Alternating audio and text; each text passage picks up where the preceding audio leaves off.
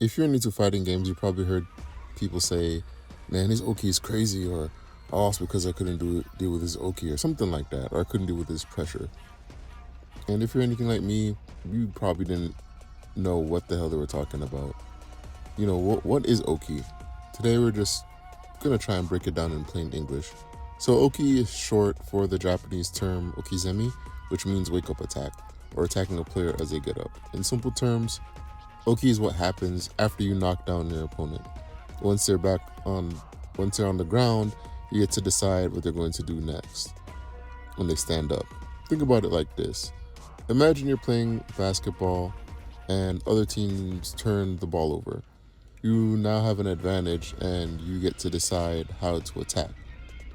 In Street Fighter, it's kind of similar. So the opponent has temporarily lost control and you get the opportunity to run the offense, right? That's Oki. So for example, I'm playing Akuma and I get a knockdown. And now I walk forward and I press a button as they wake up. If my timing is correct, they have to immediately deal with the attack as they stand up. That's Oki. But here are some of the things that can make the situation kind of interesting.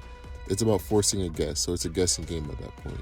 So the opponent has to choose whether to block, whether to take a throw, or whether to maybe mash a button or use a invincible reversal or something like that, or a drive reversal, depending on what kind of mechanic your particular fighting game has. But drive reversal in the Street Fighter 6. And your job is to predict what they'll do, right? So maybe you attack and maybe you throw, maybe you walk up, right? So it's kind of like a mind game at that point. And this is a very, very important part of, I guess, fighting games 101 that I'm beginning to realize, because you can either be trained, I guess, or conditioned to do a certain thing, or you can condition the opponent to do a certain thing, right? Because fighting games is just way more about just, doing strings or executing combos. It's literally a mind game, more or less, right? So when someone gets knocked down, right, the person that gets knocked down, their options become limited. But the person who does the knocking down, they have more options, usually, right? So having a good Oki will pretty much be able for you to snowball your situation into a more favorable situation, right? Because you knock them down, then as they get up, you throw them, you knock them down, then do like a light crouching kick or something like that. You knock them down and you throw them again. And Street Fighter 6 is infamous for its throw loops. So it's very important to develop that. I know myself specifically, I have a problem with my aggressiveness. So that's something I have to work on, my Oki, especially with a character like Akuma. You kind of are throwing when you're not putting, good Oki on your opponent.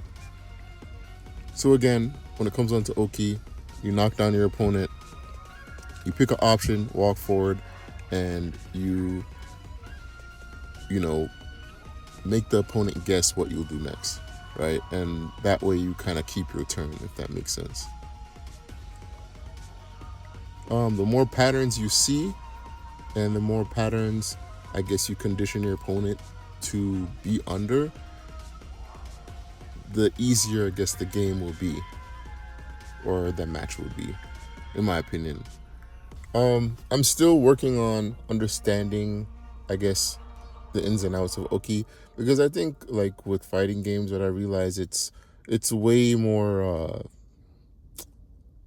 deep than you think it is on the surface, right? So I think once I master my Oki from the game itself, and particularly Akuma, I think Street Fighter will make a lot more sense. But that's all I have for today, guys. What do you guys think about this? For all you guys who are more experienced, what could you add or correct me on what I just explained with Oki? Leave your comments in the comment section below. And until next time, guys, I will see you in the next video.